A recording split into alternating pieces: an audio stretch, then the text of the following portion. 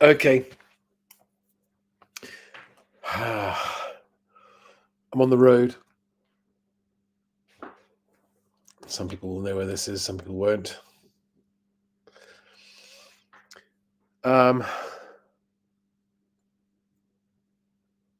This daily discipline of doing the live planning, it's still definitely working. I'm finding it harder to keep up with it now. I'm only day 4 into this. But the reason I'm finding it hard to keep up is because there is so much good, positive progress happening. It's just overwhelming, the amount of work to do as a result of good things happening. Hang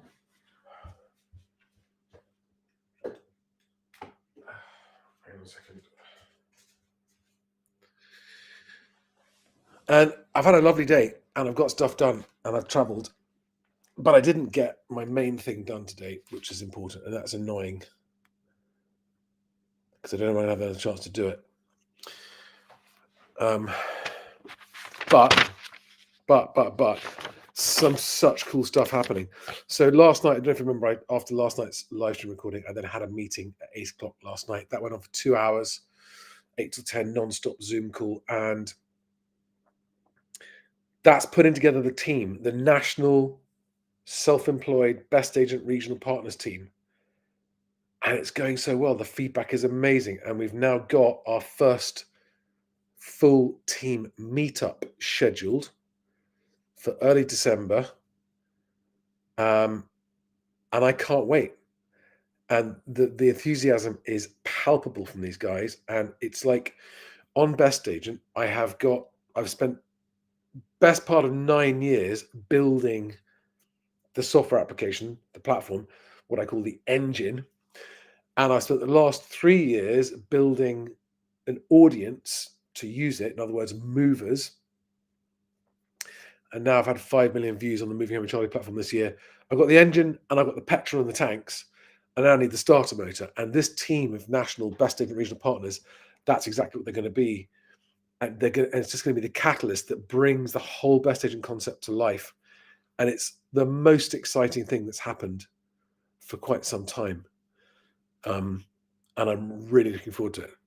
Because, you start to put people together in a team like this. And these are people who are looking at it as a business opportunity and investing their time into it to make this happen. And we had a really thorough Q&A last night. And often that's when you'll find, hang on, there's a flaw in this plan. There's a problem with, it's not going to work. And there were some tough questions, some very good questions, some questions I couldn't answer. And that's why I like to just crack on with stuff. If you try and think of everything in advance, you always forget stuff. But it's palpable enthusiasm and excitement from the first 5, and I'm hoping that there are going to be more. Anyway, that's cool. I got a contract through today from the conveyancing firm number 2 that I'm adding in, which is great news for a long list of reasons I won't go into now. That's major progress. I got some alone time today at my favorite. It's like a kind of country club. I got to go on my own. I had a good steam and a swim and a think and a read and a write. And I got away from the internet for a while and cleared my head. That time was supposed to be, for my planning, for my objectives, I was supposed to be coming up with my new planning categories. I didn't get that done. I didn't give myself enough time. I got too late. That's a fail. But the other project, which is working with the London agent that wants me to consult to them to help them double their turnover in 2 years, that's coming on nicely. I've now got a meeting in the diary for that to proceed with that. Got to send them stuff in an email in advance. What else? That's going well. That's going well. The plane. What are we now? 26th of November. It's been sitting in the hangar waiting for me to get the annual started since the 1st of November. 3.5 weeks. Fail. 3.5 dead, wasted weeks. But something's going to happen quite soon. I'm not sure exactly when, but quite soon there's going to be progress. First job on that one is I've got to do the engine, a compression test. I've got to get the plane out of the hangar. It's going to be the back of the hangar behind all the other planes. Get it out of the hangar. I can't fly it because it's not an annual. So I've got to do a ground engine run. get the cowling off, do the ground engine run, just make sure that the compressions are okay. And from that, we'll know what else we need to do and what we don't need to. But I've got to do the list. There's a list of jobs that need to be done with this annual, including getting the rear 3 seatbelts fitted. And I've already missed a month. But at least it's been a month of mostly terrible weather, so I haven't been missing flying, and that makes me feel slightly better about it.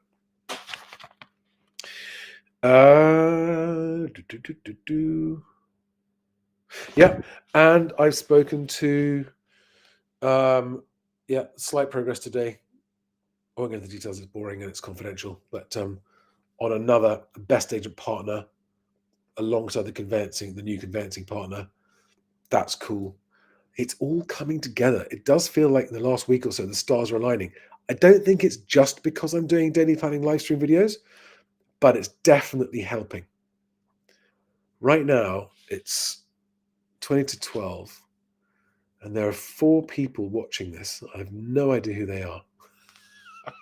But I'm going to use this to get something off my chest. Oh, by the way, if you are watching this live or within 24 hours of it happening, on Thursday evening, the 28th of November at 7:30 p.m., I am the guest on the Flyer TV live stream. And if you want to watch that, the link is in the description below here on YouTube. And if you are one of my aviation followers, I hope you'll come along and follow me there. And I'm going to leave that on screen while I talk about this, because they've billed me as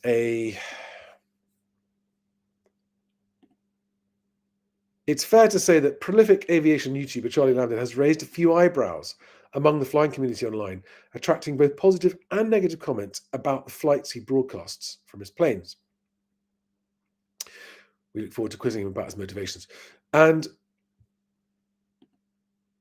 somehow today I've managed to find far too much time to get into a ding dong and a to and fro with someone on a Facebook forum, a Facebook flying forum. And the debate we were having, which I just want to get off my chest because it's very, very frustrating. And it's all about aviation safety and the fact that pilots sharing their mistakes is a constructive thing for other pilots, because we all learn from other pilots' mistakes. But when you do share your mistakes online as a pilot, it's like kicking a hornet's nest of trolls who come and now there's nothing wrong with having your flying decision-making questions criticized. There's nothing wrong with having your mistakes criticized. I mean, you put them out and go, hey, look at the mistake I made. In other words, you're not trying to cover it up. You're saying, I made a mistake. I want to share the reasons why, because that's helpful to other pilots. And you get people who chime in. Some go, yep, thanks for sharing. Very helpful. Some go, yep, that was a silly mistake. Why did you make it? Let's have a discussion about it. Cool. No problem with that.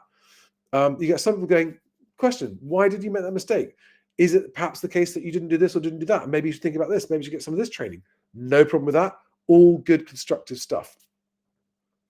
But then you get a few who just start making snide personal remarks. And they're just this sort of bitter, twisted, it's always a personal dig. It's not a constructive discussion about the flying or the decision making or the mistake or what people can learn from it, etc. It's always about, you shouldn't be flying. You shouldn't be flying. We don't like your flying. No. It's this sort of pathetic little stone throwing, which doesn't actually add any value to people reading the forum or to anything else.